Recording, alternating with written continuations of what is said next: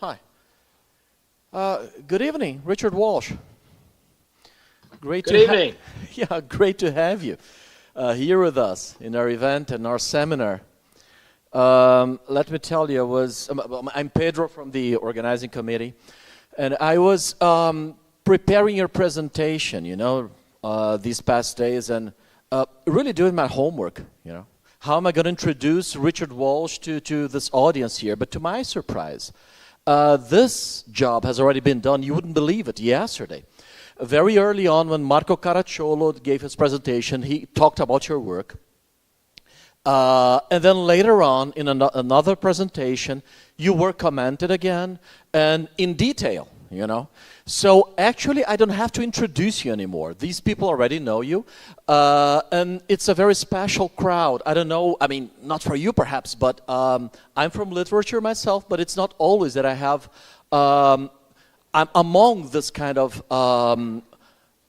public. We have engineers here, philosophers, psychologists, people who are very into complexity studies, and some of them are coming to think of narratives and talk about narratives only very recently, and some of them only because of this event. This event has made them think about narrative as a theme, So they come from different fields. They come from computer science, and now are coming to think about narratives from their perspective. So it's a very special crowd, unusual, at least in Brazilian universities.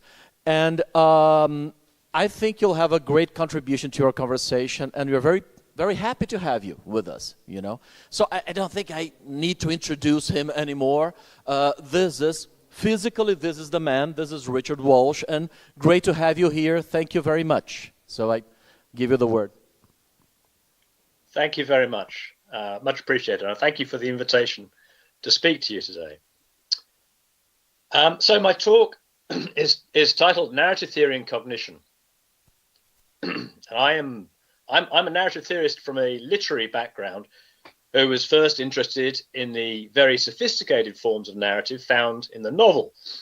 But the theoretical questions that arise in that context extend much further. And now I'm interested in the question of what story is, considered as a fundamental form of meaning.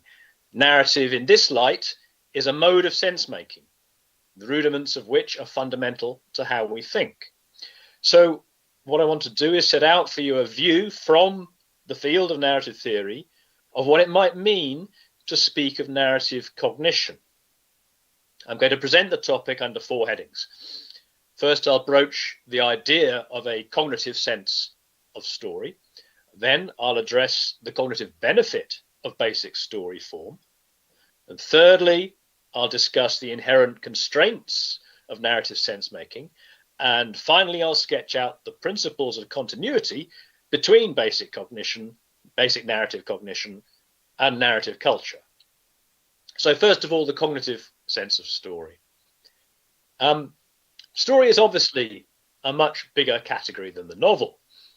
A story need not be literary or fictional, and need not be told in the medium of language. It might be a rant about an annoying encounter on the way to work this morning, or a biopic about Edith Piaf, or a private fantasy about winning gold in the triathlon. But a description of an alpine panorama is not a story.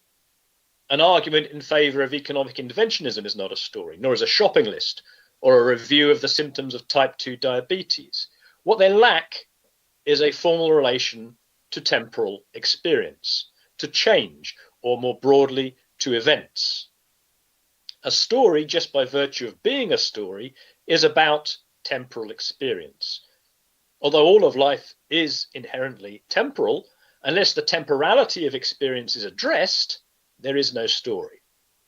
And this matters. It means that while basic story form is extraordinarily pervasive, it has specific defining qualities, features that distinguish it from other kinds of meaning, and that give story itself distinct attributes, both positive and negative. It means that story, even in its most inclusive sense, is a meaningfully definite object of inquiry. Story has a very broad scope. but it is a definite form that is not inherent in temporal phenomena themselves. Rather, it is a way of making sense of such phenomena. It is the form in which we achieve a cognitive grasp upon what happens. My proposition is that theoretical exploration of the principles of story form, as they can be abstracted from the many kinds of narrative we encounter today, can tell us a great deal about how we think individually and collectively. If instead of asking how story fits within contemporary culture, we take hold of the question from the other end and ask where story comes from, we can discern its foundations in a very basic kind of sense-making activity. Narrative cognition begins by grasping together features of the perceptual experience of life, recognizing patterns within the chaotic noise of perpetual change and seizing upon them as events. Because this sense-making activity is very basic, its scope is vast. But because it is a specific kind of sense-making, it is also delimited in ways that have significant consequences. To understand the distinctive logic of story, we need to recognize how its qualities are already given in the first principles of story form, yet to be realized, but latent in its inception as a mode of cognition.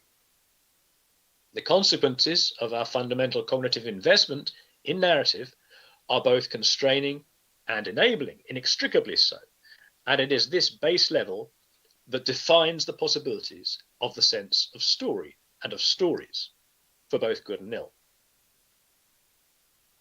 The inaugural move of narrative cognition consists in the turn of mind that takes us beyond making sense of immediate experience in real time to making sense of the temporality of experience. Cognitive mastery of a changing environment does not inherently require narrative cognition. Most of what is involved in coping with even rapidly changing situations can be done as well, indeed much better, via neurological processes that are neither deliberately undertaken nor available as such to consciousness. All forms of life exhibit this kind of cognitive mastery in diverse and often astonishing ways, and in many respects we are simply the inheritors of such evolved competencies. Moreover, consciousness of temporality in itself is not equivalent to narrative cognition. The transition from a succession of experiences to the experience of succession can be said to mark the entry into temporal consciousness.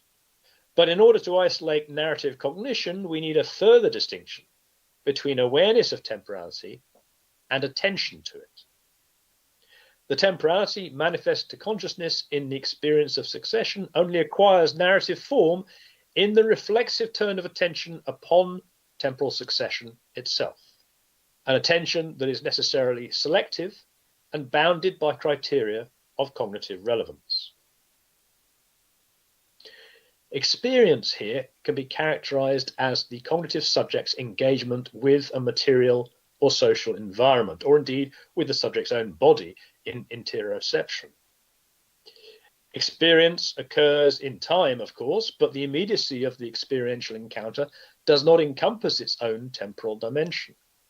Only the current state of affairs is immediately available to experience, which is to say that experience in this primary sense is confined to the phenomenal now, the subject's engagement with present stimuli.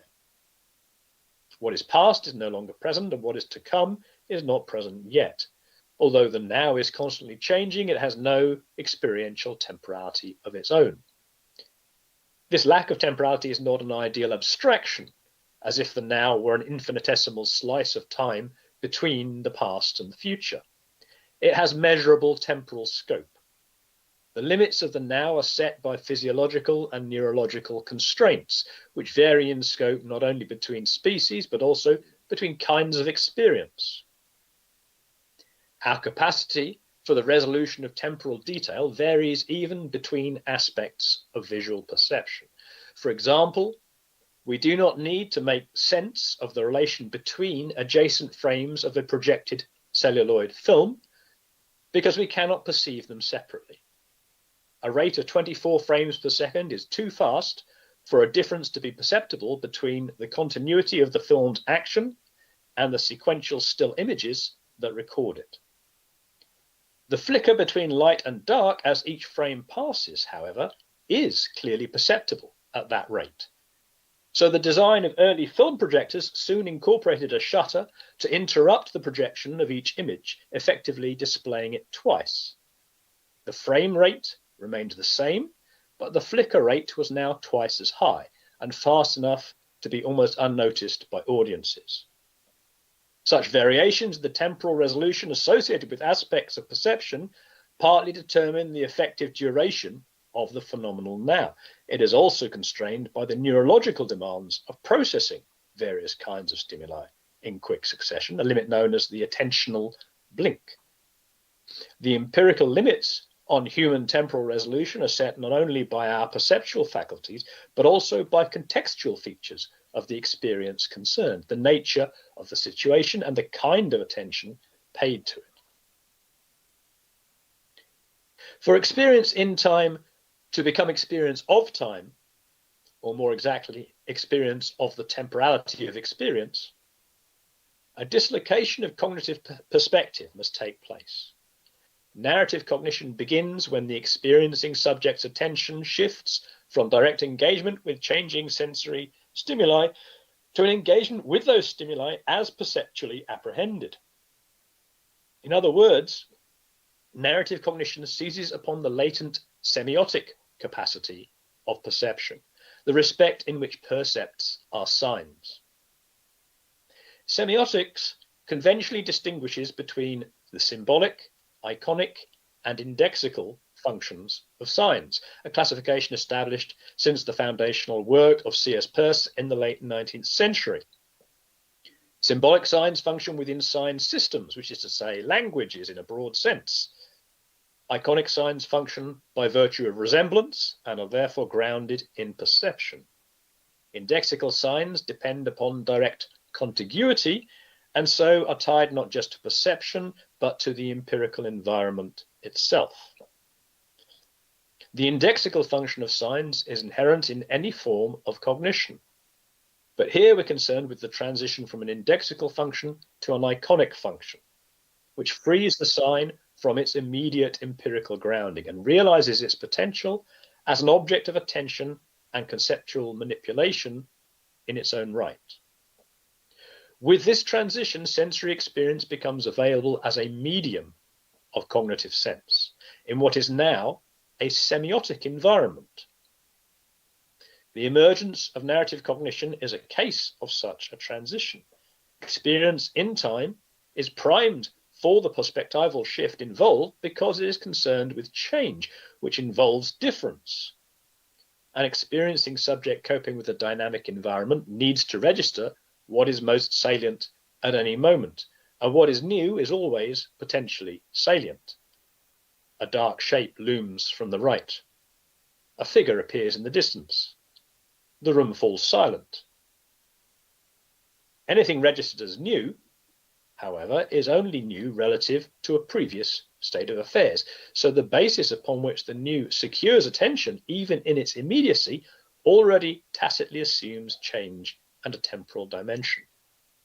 That tacit difference is not itself available to attention as a perceived quality of the immediate environment in the perceptual now, but only as a quality of the subject's perception of that environment. Experience of time is a second-order experience of the experience of change, and entails a transition from immediacy to mediacy. Narrative cognition is marked by the turn of attention from the stimuli of a dynamic environment to the subject's phenomenal experience of that changing environment. Sensory perception as a cognitive relation between subject and environment becomes cognitive sense as a domain of meaning internal to cognition itself. Importantly, narrative cognition is not the only way in which the innate semiotic qualities of perception can be taken up and realized in the domain of meaning, but it is a highly consequential instance of that reflexive process. Narrative cognition in its most basic form is the inauguration of a dual temporality.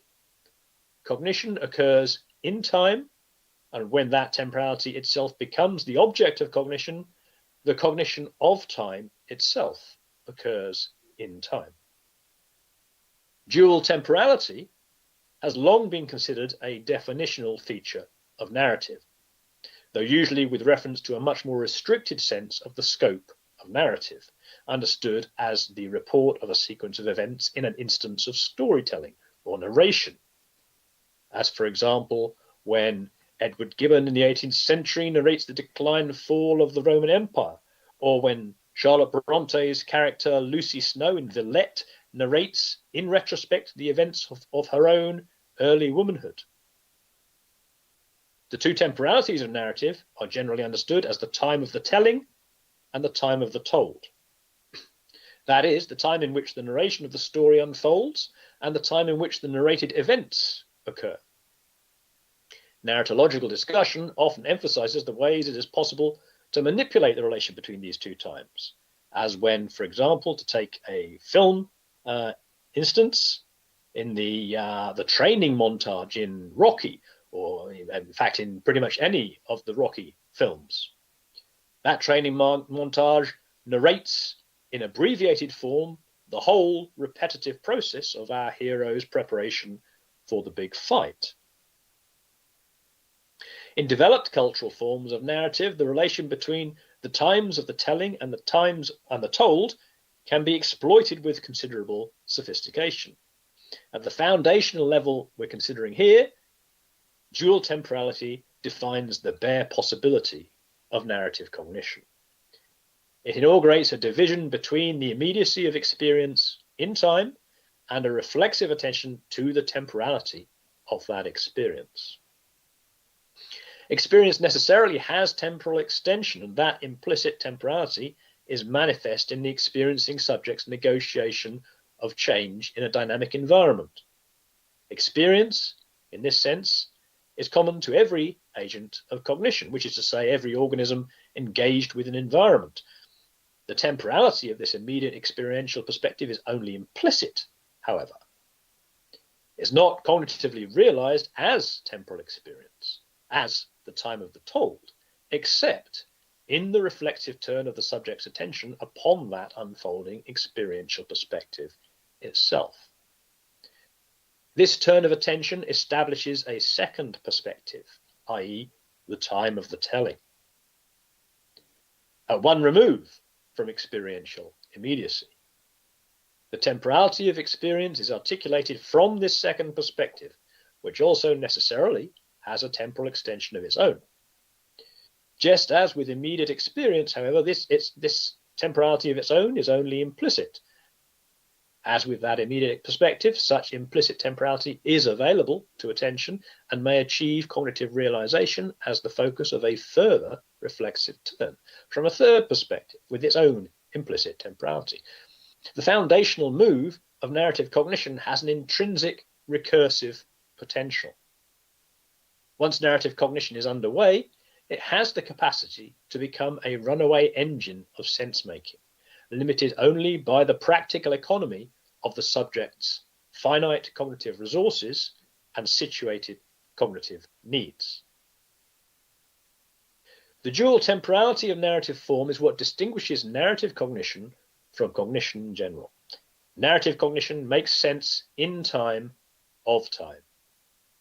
This dual temporality also clarifies the difference between story and experience. No experience includes its own temporality, because that can only become the focus of attention as the result of a reflexive turn, a turn that constitutes a displacement of perspective, an abstraction from the immediacy of the experience itself. This reflexive turn makes the temporality of experience available as an object of cognition, and story is the form in which that temporality is grasped. The dual temporality of story form also encapsulates the essential reciprocal relation at the heart of narrative, which is the relation between reflexiveness and the implicit.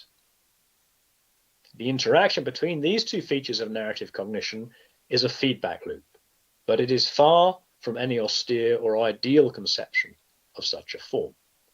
Both the reflexiveness of narrative form and its relation to the implicit have multiple ramifications from the outset, and these only proliferate as the inquiry unfolds. So moving on to the cognitive benefits of basic story form. The implications and possibilities of story form have emerged progressively within multiple overlapping spheres of cognitive, social, and cultural activity. They're only latent in the very primitive form that defines the origin of narrative cognition. Sometime early in the history of our species, narrative became established as a crucial mode of human sense-making, a significant cognitive adaptation that must have conferred an advantage in evolutionary terms. Story concerns our cognitive engagement with change, but to notice and pay direct attention to change does not in itself afford any cognitive grasp upon it.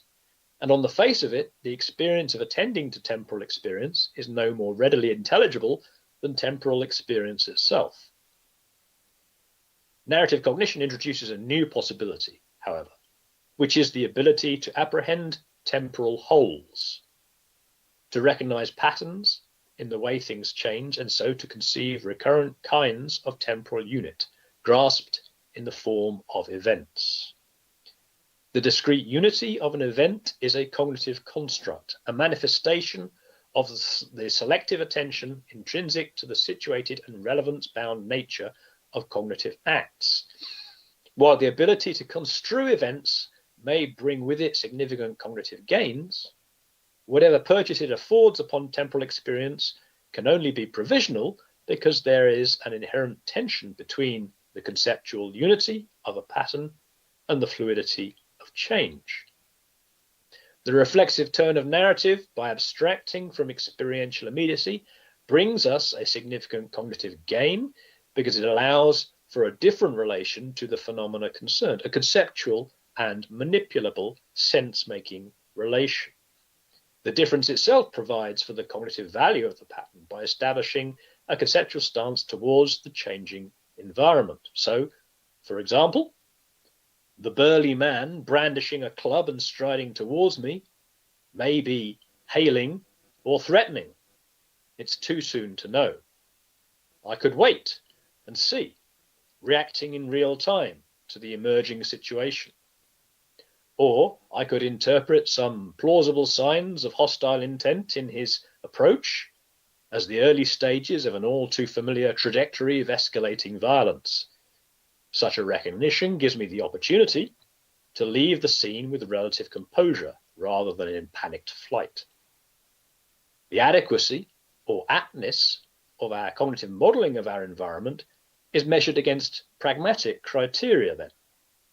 The sense-making effort is accountable to the needs of the cognitive subject's situated engagement rather than to the environment's objective nature.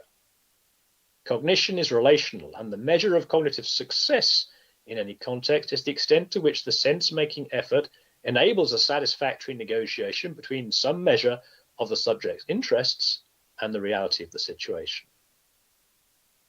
Cognitive benefit here does not simply equate with being right, nor with achieving goals. It's possible that the man was exuberantly friendly. I'll never know. In any case, the cognitive gain to me is the realization that it is just not worth taking this shortcut across the golf course. In general, such sense-making efforts are informed by evaluative feedback loops that operate at different timescales, from the very local, enabling the individual to make a viable choice about what to do next, all the way to the species-level test of the efficacy of cognitive traits in the long game of adaptive evolution. The feedback loop between organism and environment as such is intrinsic to cognition in general, not unique to narrative cognition. The inactive basis for cognition in general is nonetheless an especially crucial premise for an understanding of narrative cognition's specific qualities, given that narrative is inaugurated by a reflexive turn that appears to abstract it from any such inactive relation. A conceptual abstraction from the particulars of the immediate occasion is certainly essential to the reflexive turn and to the consequent shift of attentional focus that constitutes narrative cognition.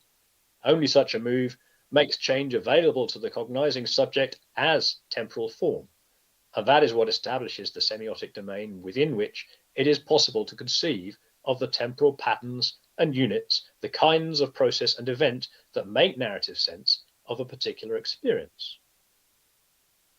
But narrative cognition is not an exercise in classification. It remains, in its own terms, an articulation of particulars and oriented towards a particular occasion. Narrative makes sense of what happens just to the extent that it assimilates the particular case to general types, to recognizable temporal patterns. But it gives form to the specific occurrence. It articulates this event, not the kind of event of which this one is an instance. The irreducibly particular quality of narrative cognition is important because it governs both the strengths and weaknesses of narrative form across the whole range of its social and cultural manifestations. Narrative's intrinsic orientation towards the particular, the specific, and the individuated is fundamental to its emotional, aesthetic, and indeed ideological power. But its vices, already lurking within those strengths, are fed by the same particularity. Bias, short-sightedness, prejudicial haste, mere contingency, lack of circumspection, specious authority. Narrative cognition may be defined by a conceptual remove from the immediacy of experience, but it is equally defined by its sustained orientation towards that experience. Narrative's inaugural cognitive move is a step away and a look back. The focus upon particulars in narrative counterbalances the very abstraction that makes it possible, and in this way you might say narrative keeps it real. It only ever requires one degree of abstraction to produce its object of attention, and that attention doesn't fall under the conceptual abstraction but the produced object, the event, the action, the behavior. This is the basic loop involved in the process of narrative representation. If that were all there was to narrative cognition, it would remain a rather perfunctory and instrumental sense-making resource, cognitively useful, no doubt, but exhausted in the use. It's not all there is, because making sense of time is itself a temporal process that invites further sense-making. Narrative cognition is primed for reflexiveness. Yet, however far the recursive cycles of this reflexiveness may carry us from the basic urgencies of cognition, it remains true that narrative is always oriented towards the particular, whatever that may be in context. Even if the attentional focus of narrative sense-making is upon abstract ideas, the mode of narrative treats them as the particulars of the processes concerned. For example, in "The government abandoned environmental regulation in pursuit of economic growth," the narrative entirely concerns relations among abstract general concepts, but it articulates a particular change in these relations. Narrative cognition's formal focus upon the particular is a defining trait with import across the whole range of narrative's manifestations. It's also a trait bound up with the contingent emergence of such a mode of cognition in the first place, that's to say, bound up with paying its way as an investment of cognitive resource. Any form of cognition for any organism has its value in context, as the means of the situated, embodied negotiation between the organism and its environment. For a narrative mode of cognition to have become established at all, it must have earned its keep in just such pragmatic terms. Any such basic disposition must function within a cognitive economy. It must prove effective enough to justify the demand it makes upon finite resources. On the face of it, the costs associated with narrative cognition look worryingly high. There are very significant demands upon our neurological capacity involved in the reflexive turn of narrative, and the cognitive return on that investment seems very uncertain, given that it involves a displacement of attention away from the immediacy of the encounter with an empirical environment, in favor of a mediated engagement with the temporal form of that encounter. Is this extraordinary move likely to be advantageous, in some respect ultimately accountable to the iron laws of natural selection? Evidently, it is. A cognitive disposition becomes an established species trait if it proves adaptive in the prevailing environmental circumstances. Conversely, a trait that is maladaptive cannot persist long. It must go, or the species must go. There is indeed plausibly adaptive advantage to be gained from the conceptual sense-making relation that a cognitive investment in narrative brings to the temporal dimension of experience. What is new with narrative is the capacity for recognition, firstly, that there were reasons why things went the way they did, and secondly, that things might have gone another way. These two recognitions are in productive tension with each other, encapsulating respectively the ideas of narrative necessity and narrative contingency, and so help govern expectations and identify opportunities for action. Narrative cognition is not the whole of our experience of life, nor are we entirely in its thrall. We have other ways of thinking that can throw it into relief and afford a critical perspective upon our sense of story. This is important because story does have a powerful hold on our thinking, being such a fundamental and widely applicable sense-making resource. And it is such a fundamental resource because it evidently does achieve an efficient balance between effectiveness and cognitive cost. Given the high initial outlay involved in a reflexive turn of attention upon experience itself, narrative cognition only achieves such efficiency by realizing the advantages of that move as simply as possible. By the standards of reflective thought, it is a quick and dirty sense-making strategy, and there are important compromises attendant upon its success. Narrative cognition met the selection standards for an adaptive trait in the evolutionary context of the species thanks to basic attributes that persist in significant ways throughout the whole range of the social and cultural manifestations of story with which we are familiar today. From very early in human history, the uses of story began to proliferate, extending its scope well beyond the terms within which it met the basic threshold of adaptive benefit.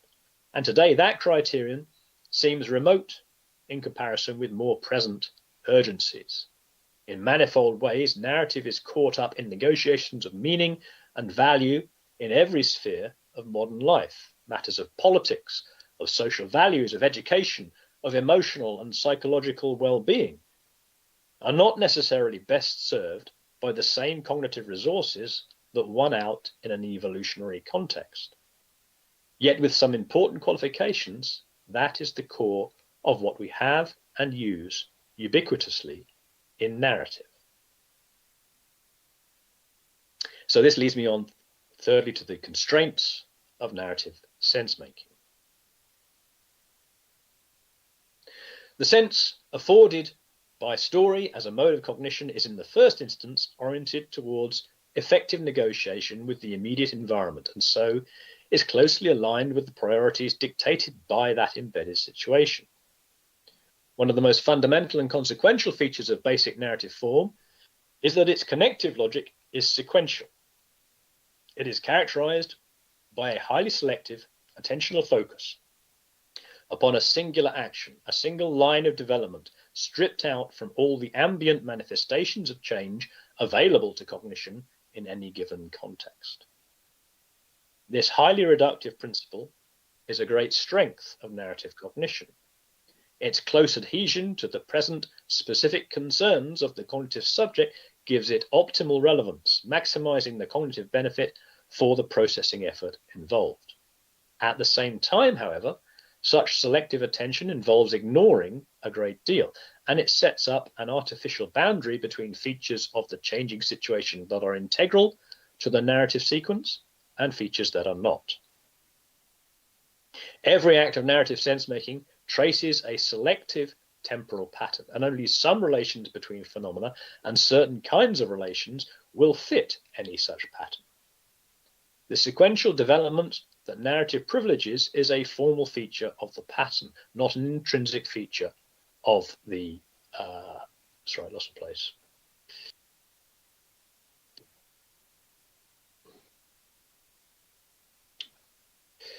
Not an intrinsic feature of the temporal process of which it makes sense. Any pattern is a relational construct, both objective and perspectival. To be an actual pattern at all, it must be a feature of the cognitive environment, but it only achieves the status of a pattern by being cognitively realized as one, picked out and abstracted from the totality of that environment. Pattern recognition is a basic disposition across all modes of cognition, and the recognition of temporal patterns is one axis of this foregrounding of regularities.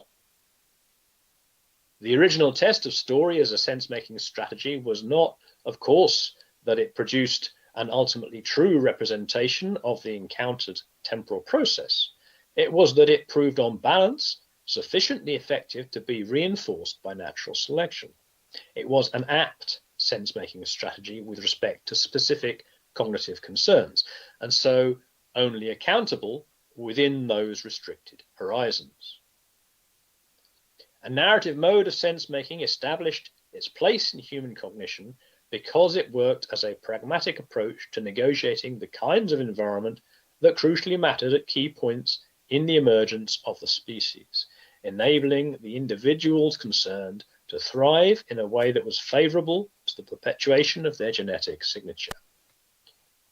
Yet such a test is not a good indicator of fitness for purpose in all the circumstances that now fall within narrative's scope, which is to say all our conscious efforts to make sense of temporal experience in the modern world. There are further implications for narrative of that basic criterion of relevance to the concerns of the cognitive subject. With respect to cognitive relevance, story offers the potential for two complementary kinds of benefit, one oriented towards the demands of the immediate situation, the other towards an enhancement in the subject's cognitive competence to cope with situations of this kind. That is, story achieves cognitive value by establishing a reciprocity between particular cases and general paradigms, not as two distinct ways of thinking, but as bound up with each other. Story addresses the particular and puts great weight upon it, so that the general in narrative is only manifest through the particular. And this cognitive bias towards circumstantial particularity is both a strength and, in a modern context, one of narrative's major shortcomings. It is a constraint dictated by the pressures of cognitive economy, however. Given the expense of cognitive resources needed to engage in narrative cognition at all, it only has a prospect of proving viable if it shows a quick return. Story is highly selective in its attentional focus for the same reason. It doesn't look for constellations of interacting elements, but for the thin thread of a sequential chain, one thing leading to another. The cognitive economy with which we are concerned is specifically a human one, of course, in which the needs of a social animal are at a premium. Story privileges human behavior over other kinds of events, and indeed strongly projects a model of human agency and action not only onto the behavior of other species, the bees work together to serve the common interests of the hive, but even onto inanimate processes. The wind roughly shakes the trees. Such latent anthropomorphism is just one aspect of the systemic anthropocentrism of story, which is an inevitable side effect of its cognitive value. Human narrative cognition serves in the first instance core human cognitive needs, which substantially determine the kind of sense it affords. The interests of story are normatively human in scale. In temporal and situational frames, its temporal and situational frames are bounded by the horizons of embodied experience. These horizons are fixed by the scope and resolution of human perceptual faculties, by what we are able to discern on the one hand, and on the other, by the narrow criterion of adaptive advantage in evolutionary terms, as the ultimate measure of cognitive benefit. Indeed, these two limits are themselves reciprocally caught up with each other as part of the iterative attunement to environment from which the human species, or any species, circumstantially emerges. They are also limits that constrain the ability of story to accommodate, for example, the very fast or the very slow, the very large or the very small, except as analogous to human scale events.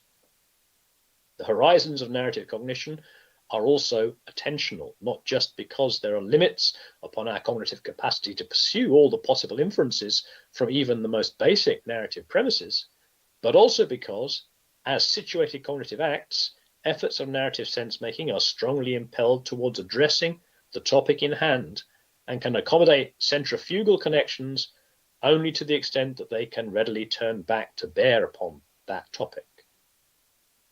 The essence of topic, in this context, is almost literally in hand, a matter of the embodied situation, concrete and particular.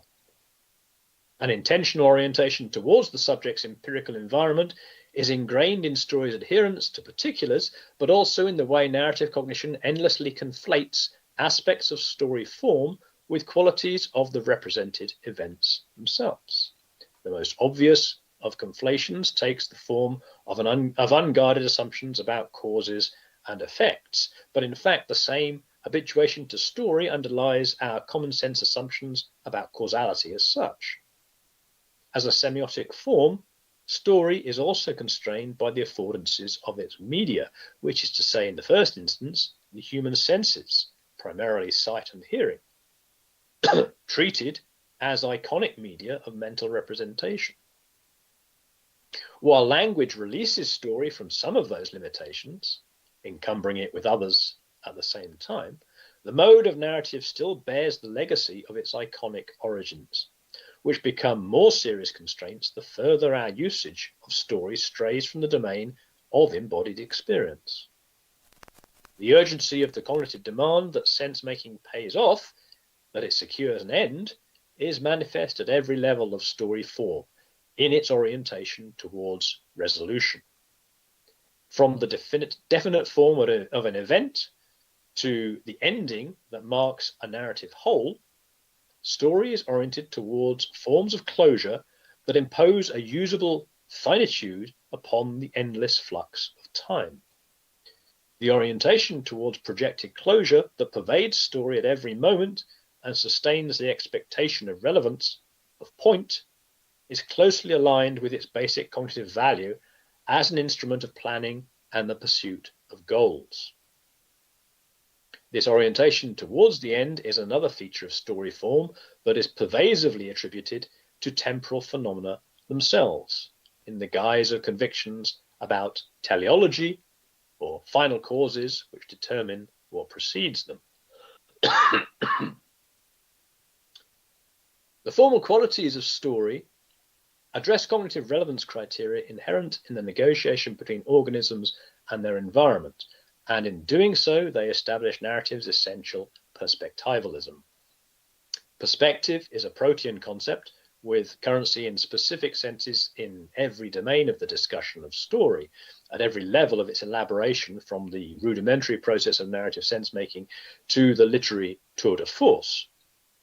Perspective qualifies the relation between subject and object and encompasses everything from spatial orientation to epistemological, functional, aesthetic, ethical, and ideological orientations. Perspective, in short, is the condition of possibility for values of any kind. The multiple transformations of perspective that apply to narrative hint at the extent of narrative's role in the formation and elaboration of values. Cognition of any kind involves a perspectival relation which tacitly constitutes a minimal value, what matters here and now, as the bare criterion of relevance inherent in every cognitive act. Narrative cognition exhibits a fundamental displacement that can be said to enact perspectivalism temporally. It is a cognitive orientation towards some action and is itself action. in that sense making, in the narrative sense making, is an activity in which we engage, not just in its basic cognitive form, but with respect to all kinds of narrative. We may speak of narratives as artifacts, as products, a horror film, a detective story, but they need to be worked through in a process that does not merely take time, but has a sequential orientation, doubling the sequential temporality of the subject matter. The sequential presentation of a description or an argument does not parallel a concern with the representation of sequential relations. Descriptions are concerned with aspectual relations. Arguments are concerned with logical relations. In this respect, narrative sense-making is uniquely constituted to foreground its own form. Its own sequential ordering necessarily doubles the sequential ordering it gives to events. Story therefore always both enacts a perspective and invites reflexive recognition of its own perspectival contingency. The reflexive turn, integral to narrative, makes the subject's application of tacit values available to attention. And while this potential does offer a corrective for the blinkered nature of perspective, it does so not by re-establishing direct contact with the empirical situation, but through the triangulation of perspectives, because narrative's multiplication of perspectives is incessantly recursive. It is a powerful engine for the proliferation and convolution of values. All the distinctive features of narrative form I've touched upon bear strongly upon the ways in which this elaboration of values proceeds, so that the perspectival qualities of narrative as a mode of cognition are thoroughly enmeshed with all systems of values, built in from the ground up. Narrative cognition is not simply a window onto the world, but a motivated and circumscribed way of making sense. At the same time, because it has such an intrinsic foundational role in the articulation of value systems, it is an often unexamined premise lurking behind the very notion of making sense. This state of affairs gives rise to the double bind or dual aspect of narrative sense-making. Narrative is intelligibly a restrictive and tendentious way of making sense of what happens. Yet, narrative intelligibility is in most contexts a non-negotiable measure of what counts as sense. We rely so fundamentally upon narrative that it is not just a tool for understanding, but a condition for it. So that if we can't tell the story of what happened, then in an important sense, we have not understood. We have not achieved the cognitive grasp upon it that narrative affords, for which no other kind of explanation can entirely compensate.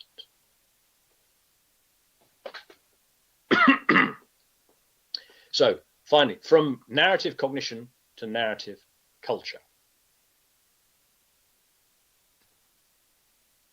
The dual temporality that defines narrative form arises with the inaugural turn of attention from experience in time to the temporality of experience, which also creates the recursive possibility that the same cognitive move can be applied to the act of sense-making involved. The reflexive turn itself creates the semiotic environment within which this second-order cognitive activity takes place. The medium of basic narrative cognition is perceptual. It is the embodied sensory register of empirical experience, but abstracted one step from the immediacy of that experience. Perceptions, in the first instance, are indexical signs through which the cognitive subject registers environmental conditions. There is a direct contiguity between the environment and the subject perception of it.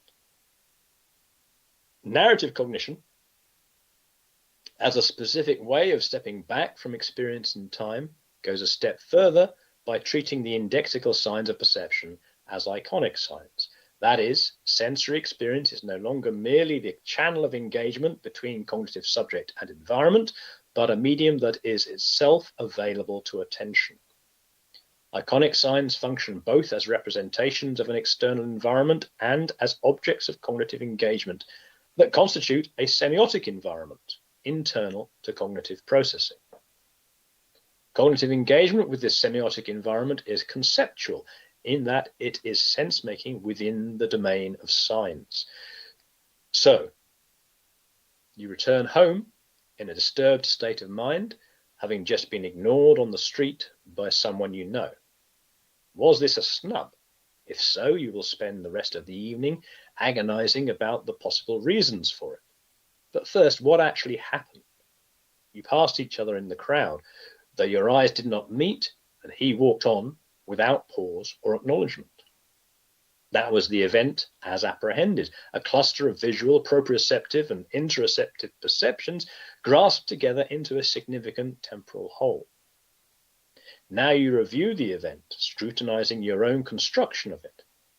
Might he not have noticed you? His eyes were down, in contemplative abstraction perhaps, or studiously avoiding yours.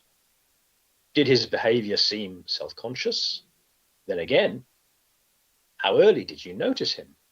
If you missed his glance at you, how would he interpret your own abstraction? Might you have inadvertently snubbed him? You replay your first formulation of the event in your mind's eye, querying its assumptions, its omissions, and implications. The focus of your attention is now your idea of the event. The move from basic narrative cognition to narrative conceptualization transforms the scope and flexibility of our grasp upon temporal process and provides for the detached pursuit of narrative sense-making, sequestered to some degree from the reactive demands of the moment. It also, of course, makes this activity itself available as a possible focus of narrative cognition. The dual aspect of narrative conceptualization towards the empirical environment and towards the cognitive subject's own semiotic environment has far-reaching consequences in itself. The semiotic environment, as part of the subject's total cognitive environment, is a domain of narrative sense-making that achieves relevance with respect to the empirical environment, either as a present focus of attention or, as with the example just given, in retrospect. But it also provides for a level of narrative sense-making that secures cognitive relevance within the semiotic environment itself, disengaged from direct address to the empirical context. Narrative cognition at this level is freed to explore possibilities implicit in the semiotic environment, the immediate benefit of which will be primarily to extend the subject's cognitive proficiency in that environment. So a new range of narrative activities becomes available, beginning with elaboration and extrapolation from the situated occasion and extending into more conjectural ways of modeling it, invoking hypothetical or counterfactual possibilities, leading into the uncharted territory of imagination. All these potential ramifications of story are also implicated in the other line of development emerging out of basic narrative cognition, which is the prospect of narrative communication. Communication in general, of course, is a much more extensive topic, both in the sense that there are forms of communication that are more primitive than narrative cognition, that are indeed preconditions for the possibility of narrative cognition, and in the sense that communication within the semiotic order exploited by narrative sense-making also takes other non-narrative forms. Nonetheless, the communicative value of narrative form is a significant part of the development of human communication, and it's a mode of communication that, as a mode of communication, that narrative has attained its pervasive presence in society today. If narrative conceptualization begins with a turn of attention from the empirical environment to the semiotic environment, narrative communication begins with a turn from the environment as the occasion of sense-making towards other cognitive subjects, other sense-making agents. It is enabled by joint attention, a cooperative form of cognition that has its foundations in shared behavioral engagement with the same environment. Joint attention is constituted by a mutually recognized interest in some environmental phenomenon, implying a shared assumption that there is cognitive benefit to be gained from engaging with it. The concept of joint attention is perhaps most prominent in developmental psychology, where it typically involves parent and child, involved, for example, in stacking wooden blocks or reading a picture book. Here, the cooperative relation is asymmetrical, and the cognitive maturity of the adult figure underwrites the expectation of a benefit, which is, of course, likely to come in the guise of fun or pleasure, but such effective benefits are ultimately continuous with cognitive benefits. Joint attention is not confined to developmental contexts, though, but is a general social behavior.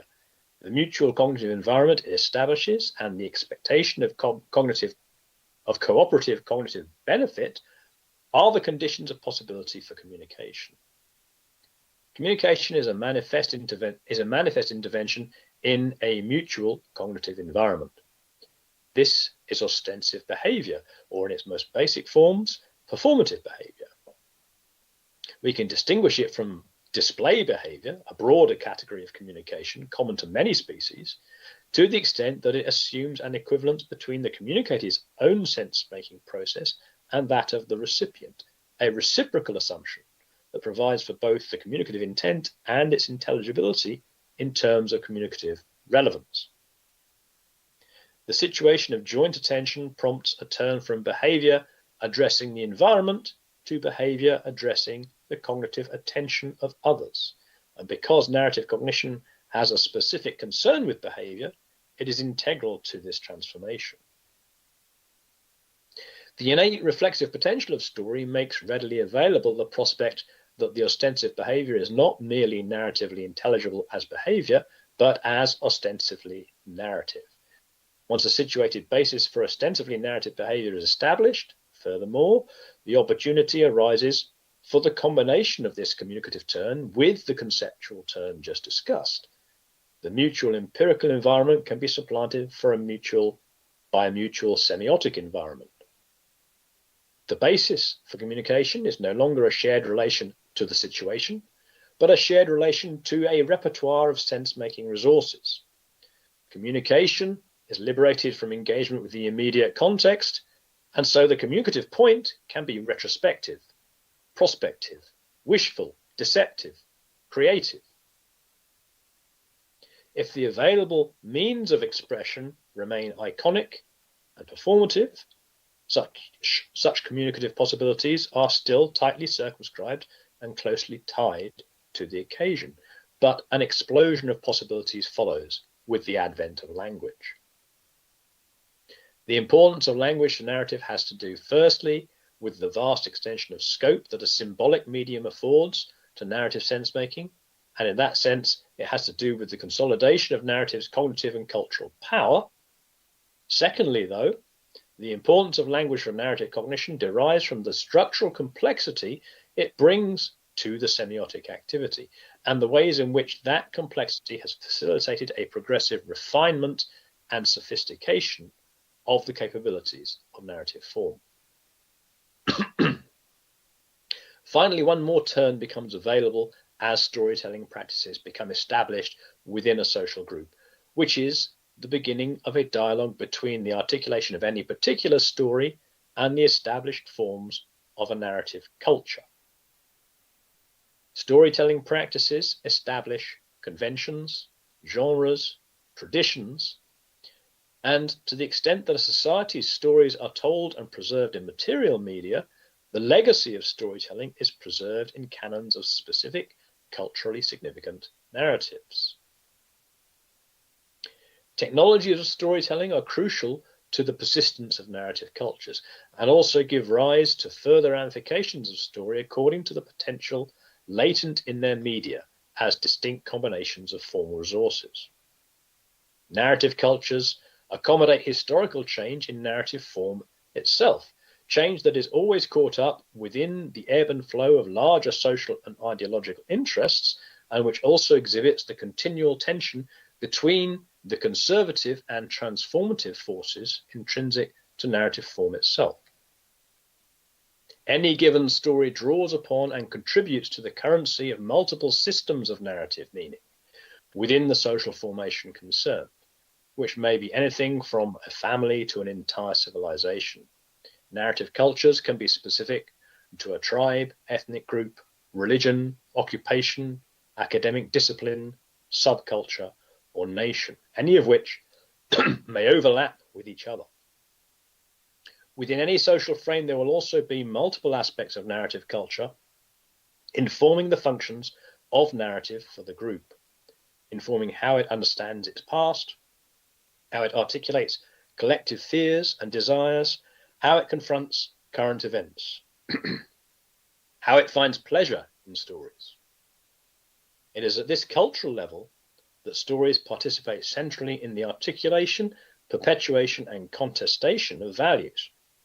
And it is there, of course, that my own interest in narrative cognition reconnects with the literary forms that first drew me to the field of narrative theory in the first place. Thank you.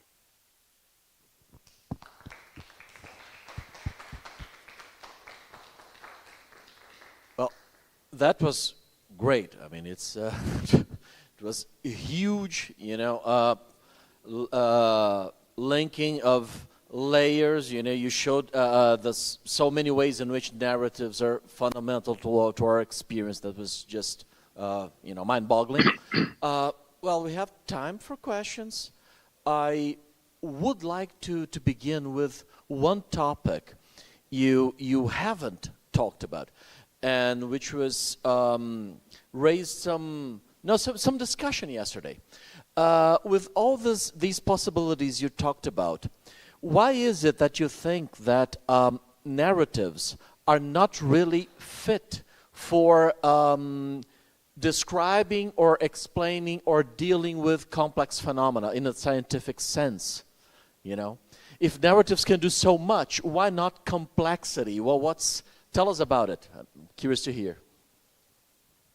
Okay, thank you. Yes. So there were aspects of that were implicit in what I was saying, but the most straightforward incommensurability between narrative sense making and complex systemic processes is this focus upon sequentiality, so that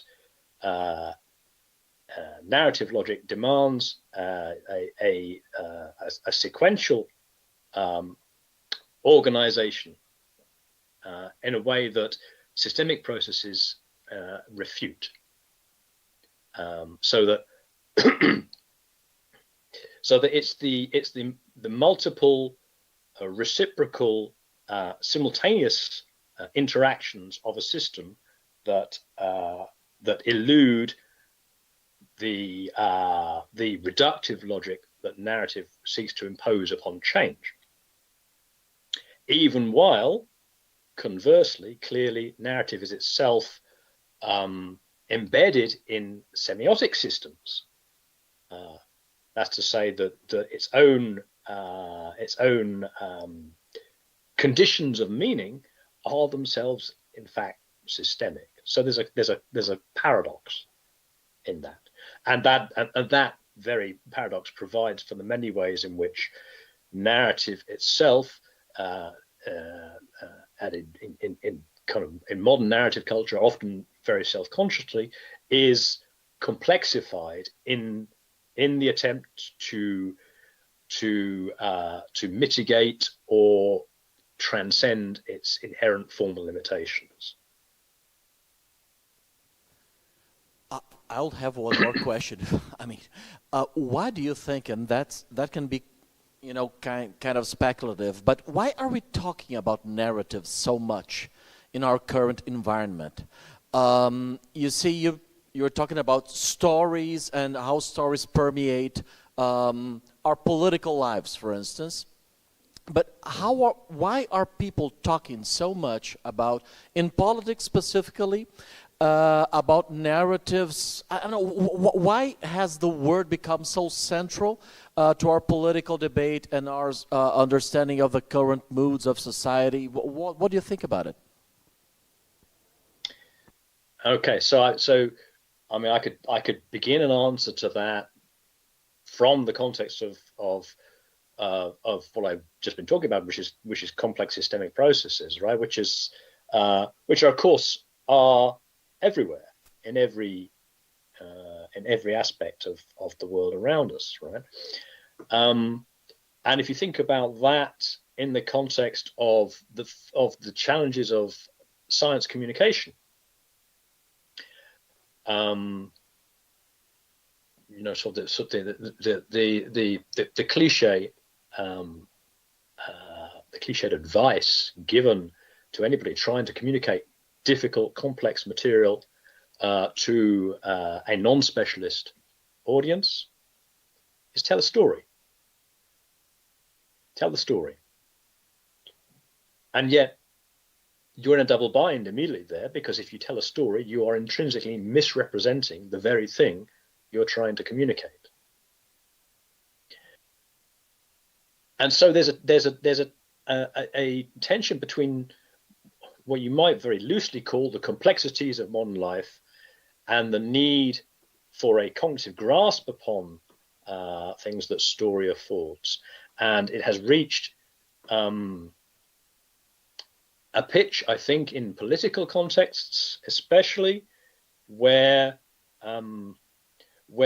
the importance of the feel of understanding, the feel of a grasp upon things, has become sufficient in itself, sufficient for political purposes, especially in itself, regardless of its adequacy as an account of the political situation, the phenomena concerned, whatever they are.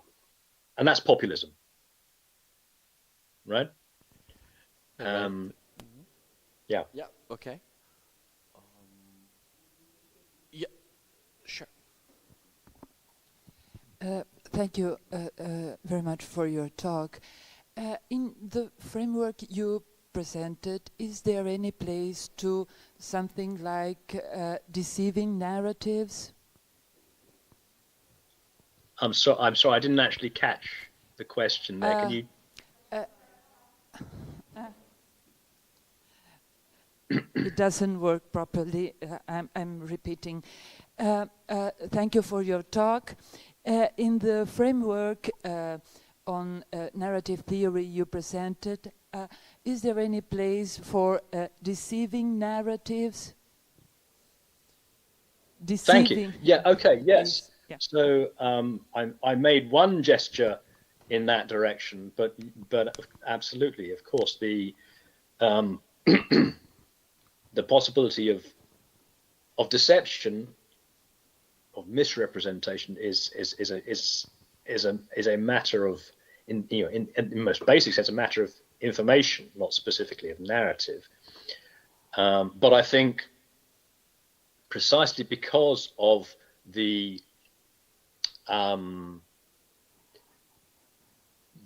specious credibility of achieved form that narrative offers, that it provides an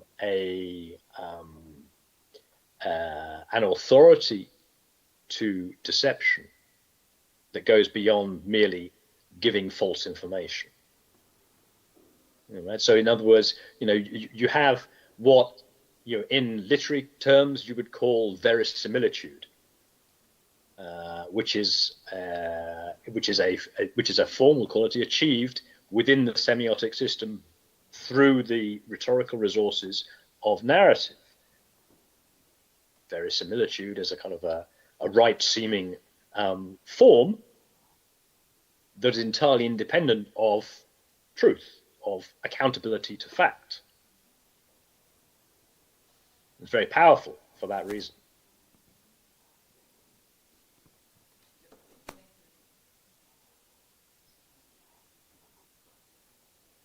Thank you, Walsh, for your very complex talk. Especially, I'm a beginner, very initiating studies of narratives, and I read your papers. My question is that in the environment, a semiotic environment, if we restrict signs to symbols from the person's perspective, the experience of time that you emphasize is so important for narratives, the construction of narratives. I assume that could be developed by machines. My concern nowadays is the storytelling by machines from in the semiotic environment when we filter signs and just stick with symbols. What would be the experience of time for people reading this kind of narratives, such as the ones produced by ChatGPT or others, in the mind of the storyteller reader? Thank you. Sorry if it's a very naive question. Okay, could you help me just get? I don't think I quite got what the question was there. If you could you come a little bit closer to the microphone, the other microphone? Yes. Well, the question is just formulate the question. In a semiotic environment, if we restrict signs to symbols, we filter signs and just stick with symbols.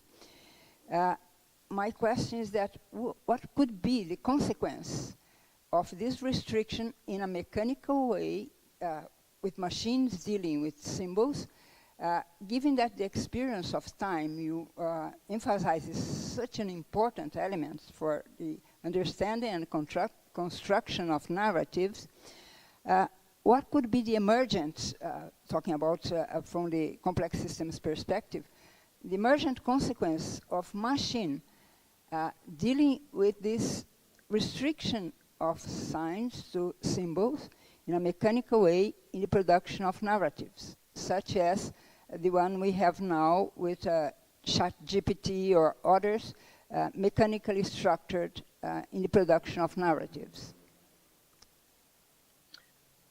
Okay, so AI narrative. Yes.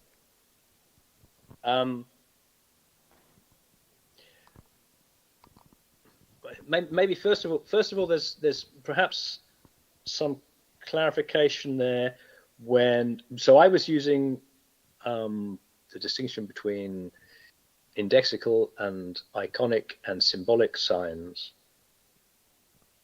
in the sense, or in a gloss of the sense attributed to those three categories in CS Peirce in the kind of foundation of semiotics. So symbolic signs are sign systems, are signs that function within systemic relations among signs rather than through resemblance or through contiguity. And so all natural languages and other kinds of languages in a broader sense are symbolic sign systems. So in that sense, I don't think that's the sense of symbol that you're using, because that's a vast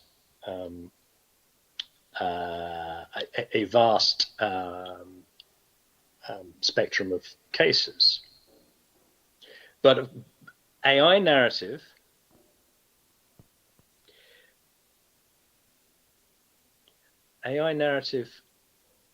as to the extent that I understand its capacities at present, similar to the language capacity of artificial intelligence systems, is essentially a mimetic process. In other words, it draws massively upon a database of extant human-generated narratives in order to produce patterns that conform in specific ways, in context-relevant ways, to the patterns gleaned from that database. And in that sense, clearly, the implication or the consequences of the use or the extension of the occasions for that kind of AI, ChatGPT, whatever it is, are very much tied to the nature of the database upon which it is schooled. And that database, in a way that is not actually that far removed from a certain aspect of narrative form itself, is an inherently conservative one. In fact, it's often rather worse than that, for the simple reason that in the current nature of technology dictates that it is forms of text that are available in electronic media, including the resources of the internet in all its vast variety and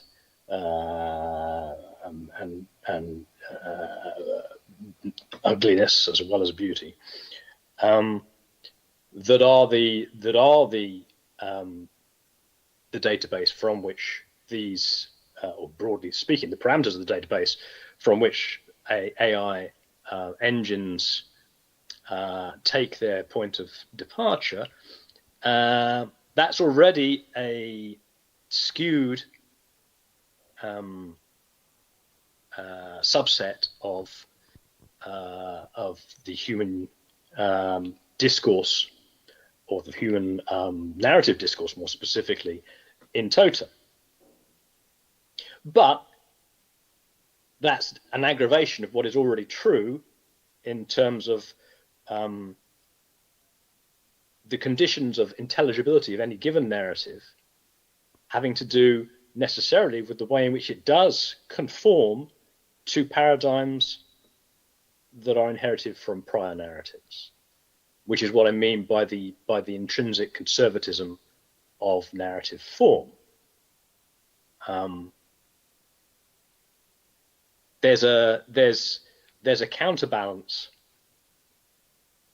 built into the logic of it, in the sense that the value, the cognitive relevance, you might say, in the broader sense of any particular narrative, has to do in some sense with novelty, with newness, with some salience that was not previously available. And in that sense, the drive in that direction is in tension with the ground rules of narrative sense, which are merely assimilative. This case, this particular instance, whatever it is to be brought into conformity with what we already know and already think.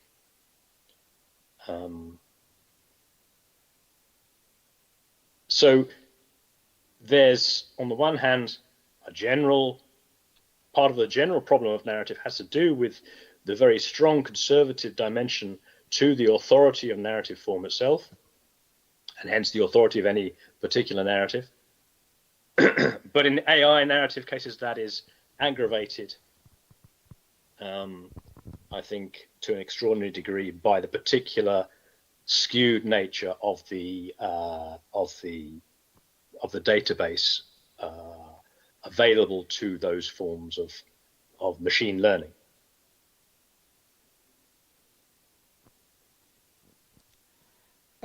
Yeah, so thank you for this very rich talk.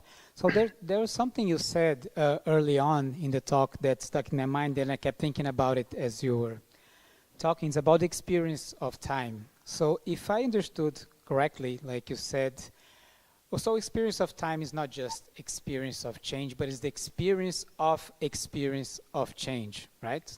So at least that's what I wrote down in my notebook. So I kept thinking about the phenomenology of the experience of time. So is it the case that to have an experience of change, like this meta level of experience, you need to adopt a more detached perspective on time, say like involves the ability to think of yourself as somehow out of time, like things were going on before, you had a perspective on time, and things will continue to go on after you cease to have a perspective on time? Or no, you can have a more situated and full indexical experience of change without this more detached ability. So this is one part of the question. This other part, that's how this sort of temporal narrative cognition relates to spatial cognition. So I'm thinking like philosophers like Peter Strawson. So he ties very closely temporal thinking to spatial thinking. Like how do we grasp that, the interconnectedness of space? Because we understand that like something can be here, and then the same thing afterwards can be there, and you can encounter the same thing again in a different place, in a different time, and these two abilities are connected. So yeah, how does spatial thinking gets into the experience of time? Thanks. Okay, thank you. So two parts to that. I think the first part of that,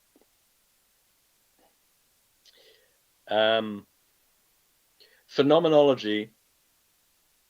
I haven't come to this formulation through phenomenology, but I recognize there are certain affinities with phenomenological thinking that are interesting. But I think perhaps the most succinct way to identify a difference there, as I understand it, is that the phenomenological account of temporal experience emphasizes continuity, emphasizes the ongoing continuity of temporality. And narrative, I think, and in a sense that is consistent with what I was talking about in the sense of when I was talking about the experience of succession. Yeah.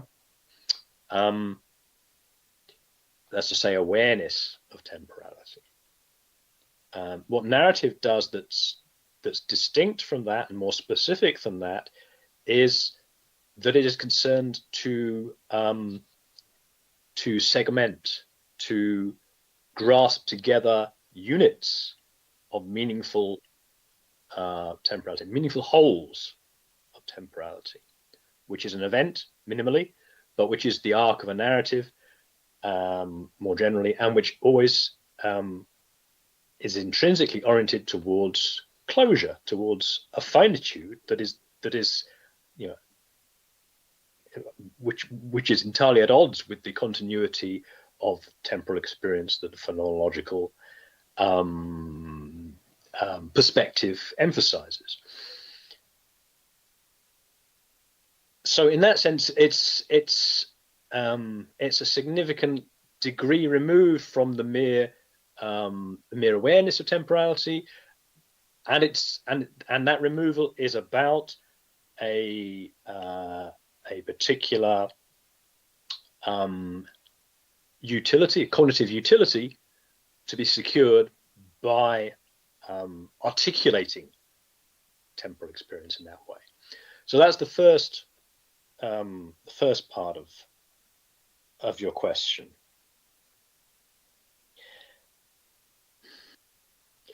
And the second part, as just eluded me, it was just, can you give me a prompt?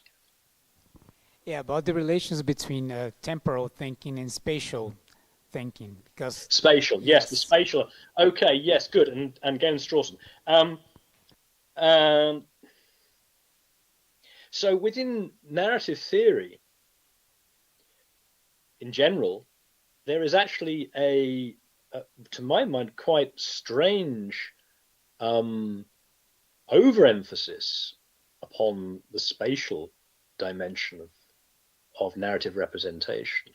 That's to say that a great deal of, especially in literary, in terms of the understanding of fictional narratives, a strong preponderance among narrative theorists to talk about those as if what they did was generate worlds, fictional worlds, places in which the narrative, the events happen. And I think that's a mistake, actually, for multiple reasons. But maybe the most important one with respect to what we are particularly concerned with here is that seems to be predicated on the idea that the value of a narrative representation has to do with its equivalence to the experiential environment that it represents. And I think that is almost self-evidently not the case, that it is precisely its difference from the experiential environment that gives it a particular salience, a particular purchase upon it, right? Now, so one of the ways in which that particular difference arises, I've tried to characterize in terms of the specific form that narrative imposes upon the temporality of experience. And that in itself is pretty narrow, but it also, as an attentional strategy, inherently has horizons, if you like. I mean, horizon is quite a good spatial metaphor here, because what it says essentially is that the attention, that the cone of attention, is concerned with relations that cohere within that cone, to the detriment or disregard of anything that goes beyond it. That's true both in the literal spatial environment with which you might be consciously engaged, but also true in relation to semiotic environments in which, clearly the potential for inference from the particulars of the focus of narrative attention, can elaborate indefinitely. So there's a great deal beyond what is specifically articulated in any narrative that you could infer,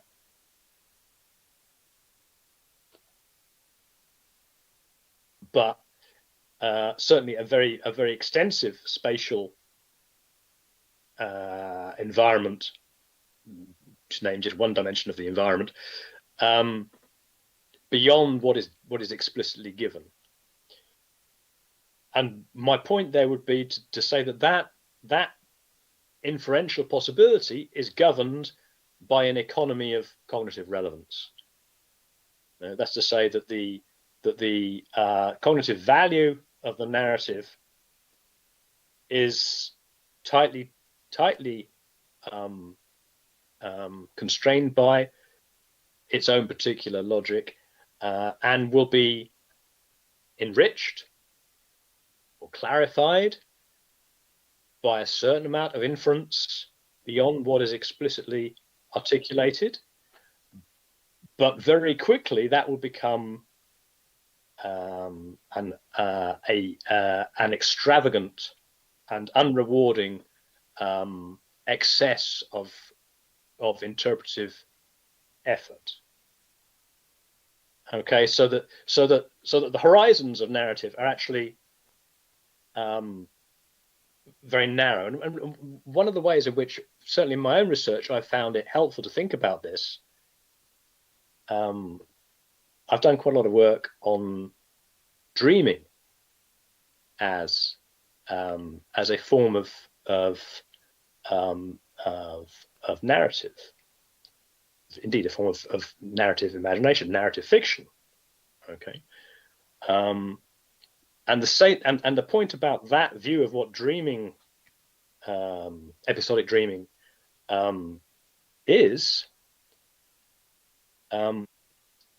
as distinct from a kind of hallucinatory virtual experience, is precisely this sense of the confinement of the dream to its cone of attention. Right? So one of the tangible qualities that we experience, and there I have kind of empirical support for this claim. One of the fairly general experiences of dreaming is that there is no periphery. What is there is just what you're attending to. And that makes total sense if you understand it as narrative. Okay. But it also is significantly different from the idea of narrative or the idea of a virtual experience being equivalent things. Great. Richard, we thank you very much again. We are, pressed for time now. And thank you very much for your contribution. It was a pleasure. And Thank you. Thank you very much. Yeah. All right. See you again sometime soon. Bye. I hope so. Bye-bye.